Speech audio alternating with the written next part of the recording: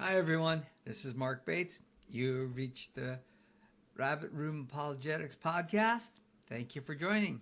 So, today we're going to get back into where we were. Let's see here. So, we were dealing with, here we go. Last time, the context displacement, ignoring the authorial horizon, and that was very interesting. Now we're going to go into translation issues, right? And just remember, translations themselves are interpretive acts, so we need to really understand how translations are done. So, let's get into it, and let's see what we've got here. Let's see here, I've got a couple of extra books up. Let me get rid of those. Okay, here we go. So I entitled this, Linguistic Ambiguity, Theological Consequence, and Reasonable Bible Reading. This paper that I'm going through with you today will be in full on the on my blog, so you can get it there. Sorry. All right. So let's start. Bible translation is never a neutral mechanical act. Okay, and that's an important consideration. Every translation involves a series of interpretive decisions. Right? So every translator will do these interpretive decisions they have to make. It includes things like the lexical selection, syntactic structure, idiomatic rendering, but basically it's, how are they going to change this from one language to another? And there's also some theological judgment that goes into the words, right? So that very common assumption that my English Bible says it plainly to me and consequently would be plain and complete and it's all I need. If you really want to get into what the text really said in the original language as much as possible, in the original context, even if you don't read Hebrew and Greek, you don't need to, right? You need to understand that the translations themselves are a form of interpretation, right? And that what you need to do is understand that, right? We're drawing on primarily the insights of Dr. Michael Heiser, along with other works in translation theory and biblical scholarship. So, right, so we've got a couple different things in there. But we have two problem texts we're going to use as examples of how these things become problematic, right? Okay, so the first one's Isaiah 14:12, and we'll get to that in just a second, and then Psalm 82:1. So let's understand translation as an interpretive act. Translation theory consistently affirms that rendering one language into another requires interpretive judgment, right? Eugene Nida famously distinguished between formal equivalence and dynamic equivalence. These are the two main areas that translations tend to go on. It's a spectrum, right? And formal equivalence is to try to find a single word or maybe one or two words together, depending upon the word you're translating, to translate that into English. And ideally, as much as possible, that English word you're using becomes the primary word you use to translate that Hebrew or Greek word. Not always, right? But becomes the primary. Or dynamic equivalence. And that's one where we're not trying to do a one-for-one type of conversion here. We're trying to get the thought of what the author is putting out and try and translate that into English. And that may take one, two, or even a sentence, right? So translators have a great choice here between them because, like I said, this is not a hard and fast rule. This is very much a scale that you work from, and even translations like the King James, right? KJV, which is primarily a formal equivalence. There are still translation choices that had to be made in there. Or if you go to the dynamic equivalence ones, which is you're getting to the NIV, right? You're making more choices to try and make sure that you're trying to get the story across and not so much worrying about the words. And they can get into really deep on the dynamic equivalence with like the Living Bible, where they don't even try to match up the words with the original languages, and they're going directly for just telling you the story. And, some people really dislike dynamic equivalence. I like it. I find that when you're listening to the Bible, and I like to listen to audio Bibles, The NIV translation is a great Bible to listen to. It's easy to listen to. It's easy to understand what they're trying to, what the story is about, right? Where sometimes formal equivalence versions, a KJV or an ESV, for example, you're listening to that and you're going, wait a minute, what was that word? What did it mean? And how was that used? So sometimes, depending upon the situation. So I like to listen to NIVs in terms of audio Bibles, but when I'm doing study, I tend to stick with a formal equivalence Bible, right? Like an ESV. So there are variations here, right? And the big thing here, and this is something most people tend to miss, is that the biblical and Greek texts contain lexical ranges and syntactic constructions that do not always, in fact, rarely do they map neatly onto English categories, right? They need to be understood within the category. And so like one Hebrew word can mean 40, 50 different things in English, depending upon the context it's in, right? And that's an extreme case, but there are cases like that where it's quite a bit. Moises Silva, who is a well-known scholar in this area, he emphasizes that meaning resides not in isolated words, but in their context, and that translators must often narrow the semantic possibilities left open by the original language. And that's one of the things I keep telling people. Even if you don't know the original languages, if you can't speak in Hebrew, you can't function in Greek. If you know a little bit, you know enough. And if you know a little bit, you can use a tool like Logos or some of the free Bible tools that will get you into the original language, so you can see some of this. But remember, it's important that you remember that the English translation that we're going to be doing most of our work from is a translation in itself. Okay? Okay. Michael Heiser often talked about English readers often mistake translation decisions for inspired meaning, right? Translators were not inspired. Translators are doing their best, and they are great scholars, and I've taken classes with several people who were on the translation teams for a couple of different English translations, and they were really great at their languages, but they had things they had to make. So, for example, one of my professors was on one of these translation teams, and they were translating Psalm 23, right? And the Lord is my shepherd. And you're going, really? How hard can that be? And he's, wait a minute, if you really read the Hebrew, it doesn't read the way the English does. But the translators had this problem, is that if they varied too much, I mean, the meaning is still essentially the same, but it said if the wording they chose varied too much from the KJV, because that's the one that everyone seems to have memorized, people won't buy your Bible translation. And so they were asked not to vary too much from the KJV version for that one psalm. It's just, these are the things that get into here. So let's look at Isaiah 14:12. This is going to be our first text to view in here. So here's the ESV. How are you fallen from heaven? How are you cut down to the ground? You who laid the nations low, you said in your heart, I will ascend to heaven above the stars of God. I will set my throne on high. I will sit on the mountain of the assembly in the far reaches of the north. Right? Okay, very interesting here. So how you are fallen from heaven, O day star son. Sorry, I missed that. O day star son of dawn, right? And goes on. Okay, so this is really where we get into this question. Hillel ben Zachar, right? Zachar. Gotta get that Hebrew in there. Hillel ben Zachar. Okay, so what is this? Well, let's just look at the difference here in the Net Bible, and I like the Net Bible as well. Look how you have fallen from the sky, O shining one, son of the dawn. Compare them. How you have fallen from heaven, O day star, son of the dawn.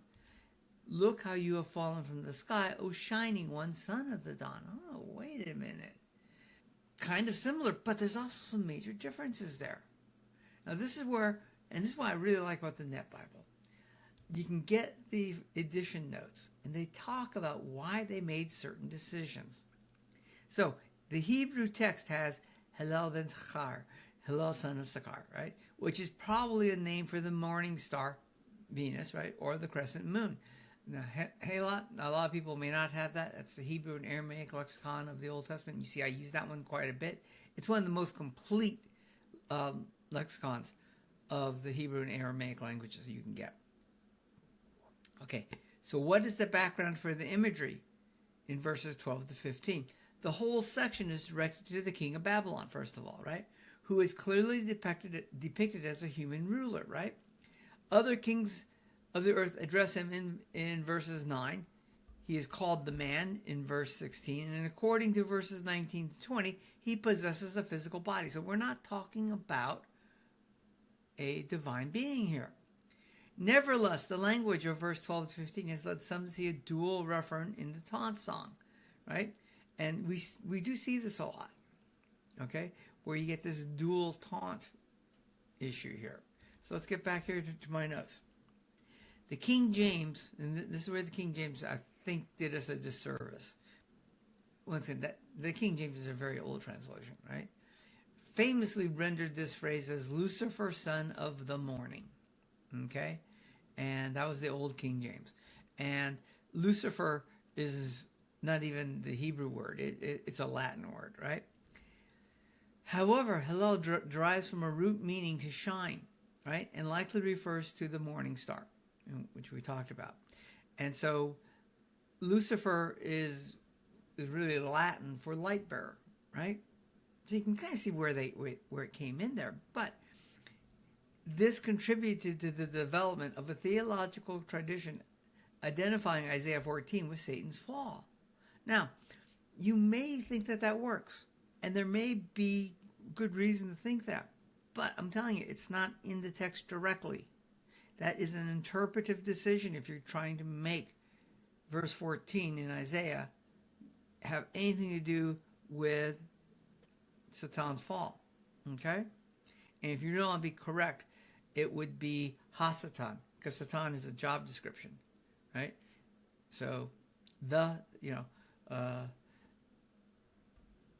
Hasatan is a job description, right?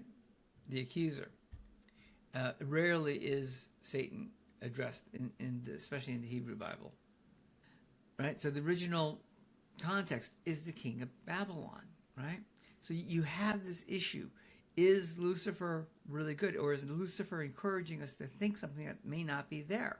Now, I think there's enough there in terms of Christian interpretation to say, okay, there's something here that is likely talking about an evil one, and we'll get to that. But but the idea is that it's clearly the king of Babylon initially. Okay, let's look at Psalm 82:1, right, which is the other text we want to talk about.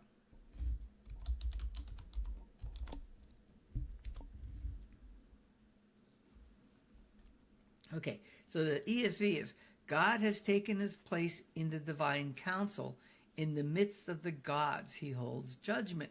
And if you look at the Hebrew underneath this, Elohim, so you have an interesting development here. Elohim, Nisaba, right, taken his place, El dot in, right, Kireb Elohim. Oh, wait a minute. Right? This is one of those interesting Hebrew words. It is both potentially singular or plural. It can mean God, the unique God, the Most High God. It can also mean other beings who are seen as gods, which is why in the English they give it the small g here. He holds judgment. Now I want you to remember that word judgment there. That's very important. Okay, let's see how the Net Bible did this one. Okay, here's my Net Bible.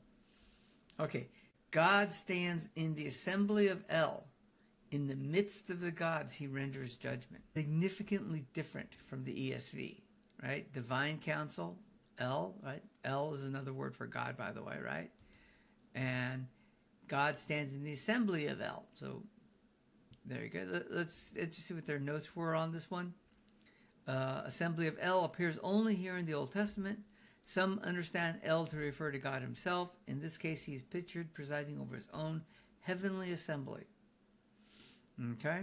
Now, here's the problem we have with this. Many times here, English interpretations soften this, right? And they talk about the second Elohim being rulers or judges, right?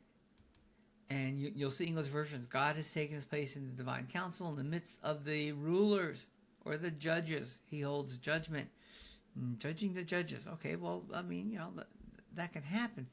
But you now miss the whole point of Psalm 82, right? Is that God has a divine council. And Psalm 82 is not the only place you see this, right? But the idea is that God, in his infinite wisdom, has decided to model how he is ruling heaven and earth in terms of the royal courtyards of the ancient Near East, where the ultimate ruler has secondary rulers who represent him, who've been delegated authorities, right, in his name to go rule. Because, and you can see this in the story of Moses and Jethro. Jethro says, you're trying to do too much, right? Get some more people. And this is where Moses gets the 72 elders, right? Now, not that God can't do too much, but remember, a lot of what he does is not because he needs to delegate the work or that God needs help. It's to reflect to us how we are to live our lives. And quite frankly, humans that try to take on too much, we get overwhelmed. Much reason we make bad judgments, right? And we should delegate, right? As much as possible. And I've been told repeatedly that I'm a very bad person at delegation sometimes. And so I work on this one a lot.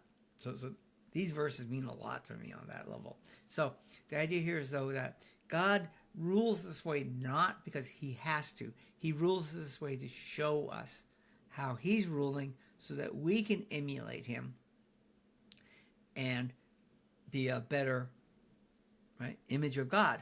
Right? We are here as his image. We are here as his, representative. So, but this verse gets translated many different ways. And you really have to be aware of that before you make an interpretive decision. Remember that the English that you're reading has some interpretation already built into it, right? And so one of the things you can look at is you can look at textual variants and critical apparatus, which are different books that really break down how things are done. One of the ones I really like is this book here that Bruce Metzer and Bart Ehrman did together, because you're talking about a full evangelical here, and Bart Ehrman, if you know anything about Bart, he's not really what you'd call a Christian. Okay, he teaches it, but he's not a believer in God. So you really have to understand it. Guess what? Ancient languages can be read by people who may not be working with the Holy Spirit per se, right? So how you translate and which translation you use matters a great deal. Okay, so a couple rules here you can use. Compare multiple translations. Consult lexica, right? Halot and BDAG if you have access to them. Otherwise, you can look at some other ones. Okay, if you get just the standard simple version of Plus, you will get a couple lexicons you get access to, and so those help a great deal. Use textual apparatuses to help you identify what potential decisions were made when they made those decisions to translate it into certain English words, right? Read scholarly commentaries. Don't read commentaries that are designed to be easy and that are devotionals, right? Read commentaries that are prepared for scholars to look at and academics, because they really break down things that you need to know. What is the literary, cultural, linguistic context when you're reading this stuff. And the biggest one here, maintain a hermeneutical humility. Remember that we're interpreting interpretations and we're trying to understand the mind of God, and we're not God. And so we always have to keep that involved in there, right? All right. This paper will be on the blog. I'll put the link in the description. And let me know if you have any questions on this stuff. And if you haven't done so, think about liking this video, subscribing to the channel. It helps us a great deal. And if you're working with somebody or you've got a friend who might find this interesting, share the link with them, please. Okay? It helps the engagement here, and we'll get more people in here. So thank you very much. Have a great day. And as always, remember, God is good all the time. Bye.